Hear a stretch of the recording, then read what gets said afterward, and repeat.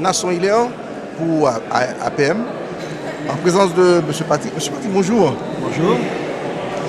Voilà. Pourquoi écrivez-vous ces livres? Pourquoi écrit-on? Ça, c'est le vrai mystère de la vie.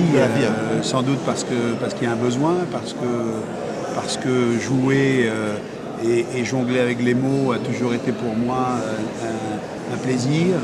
Depuis ma tendre enfance arlésienne, j'écris des poèmes, donc je manie le mot et j'ai envie de raconter des histoires. Vous savez, quand vous êtes à la télévision et que vous faites des émissions culturelles, historiques, eh bien vous racontez les histoires, vous êtes un passeur, vous êtes un conteur, donc j'essaie d'être un conteur aussi dans mes livres. Okay. Mais êtes-vous déjà été censuré? Avez-vous été déjà censuré par vos écrits, non? Moi non, j'ai cette chance. Ça va. C'est vrai que vous avez écrit, vous avez fait des reportages en Afrique. Est-ce qu'aujourd'hui ça a évolué un peu? Alors j'ai pas beaucoup fait de reportages en Afrique, mais j'ai un lien avec l'Afrique de plus en plus prégnant parce que j'ai un de mes fils qui adore l'Afrique et qui pour quelle raison? Parce qu'il est avocat. Et il a fait le barreau et il a fait son stage d'avocat au barreau de Togo. Puis moi-même, j'ai participé à des ONG et je suis allé au Bénin, par exemple, ou dans certains pays pour regarder de près certaines actions qui s'y menaient. On pourrait savoir un peu les sujets de chaque fois. Vous êtes curieux, hein? Ouais. Ça tourne beaucoup autour de la Provence et du sud de la France. Mon premier roman historique a été celui-ci, c'était les Demoiselles de Provence. C'est l'histoire des 4 filles du comte Raymond Béranger V. Et c'est un comte qui, au XIIIe siècle, se désole de ne pas avoir de garçon pour s'aligner. Et un de ses conseillers va lui dire « Mais qu'à cela ne tienne, nous allons marier vos 4 filles aux 4 hommes les plus puissants d'Europe. » Et c'est ainsi que la première fille, Marguerite, va devenir reine de France, la deuxième, Éléonore, reine d'Angleterre, la troisième, Sancy, va devenir reine de Germanie, et la quatrième, Béatrice, va devenir reine de Naples et des 2 Siciles. Après, j'ai écrit un autre ouvrage, La Dame du Palatin, qui raconte l'histoire d'une Arlésienne qui s'appelait Paulina Pompeius. Et là, nous sommes au 1er siècle après Jésus-Christ, donc on est passé du Moyen-Âge à l'Antiquité. Et c'est l'histoire d'une Arlésienne qui a véritablement existé, Paulina, et qui, à l'âge de 23 ans, va se marier à l'homme le plus connu, le plus réputé, le plus riche de l'époque, c'est le philosophe Sénèque.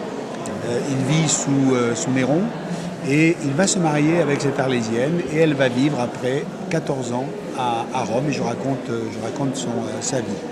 Et puis j'ai écrit également un livre c'est un conte, une nouvelle poétique qui me ramène à mes racines arlésiennes qui s'appelle Refuge pour tant d'orage. Pierre Arditi, le comédien, a lu le texte et le CD est à l'intérieur. Et puis mon dernier ouvrage, c'est celui-ci, c'est le roman de Laetitia. Laetitia, c'est la mère de Napoléon, Laetitia Ramolino Bonaparte. Et c'est une dame qui a vécu 86 ans, une grande partie de sa vie en exil, un exil corse d'abord, au moment de la Révolution, puis un exil de la France, puisqu'elle va vivre 20 ans à Rome. Et je raconte toute son histoire. C'est elle qui parle, c'est elle qui nous parle et c'est elle qui nous raconte ses relations avec ses enfants et notamment avec Napoléon. C'est hallucinant, c'est bien. Vous avez déjà une idée pour le prochain? Oui. Ça sera sur l'Afrique. Alors le prochain, il ne sera pas encore sur l'Afrique, mais je vais y songer. Est-ce que vous avez eu peur de la page blanche? Je ne sais plus quel est l'écrivain qui disait... Ah non, c'est D'Ormesson et c'est fort juste. Il disait... Il n'a pas peur de la page blanche, il a peur de la page écrite. Et donc, non, je pense que Quand on a les idées en tête, je pense qu'on a parfois des idées beaucoup plus claires que l'expression verbale. Et c'est ça qui est important pour l'écrivain, c'est d'essayer d'être fidèle à sa pensée pour que lorsque les mots viennent, eh bien, ils collent vraiment à l'idée que l'on s'est faite dans la tête. Donc ça, c'est plutôt ça, moi, ma hantise. C'est comment être, quand j'ai une idée en tête et que je la vois très claire, comment la rendre encore plus claire pour le lecteur. Voilà. Alors vous me disiez quel est le prochain livre. Ben, c'est un livre personnel, c'est un livre qui racontera mes années professionnelles. Donc c'est un livre sur la télévision, sur mes souvenirs, sur ma jeunesse. Voilà.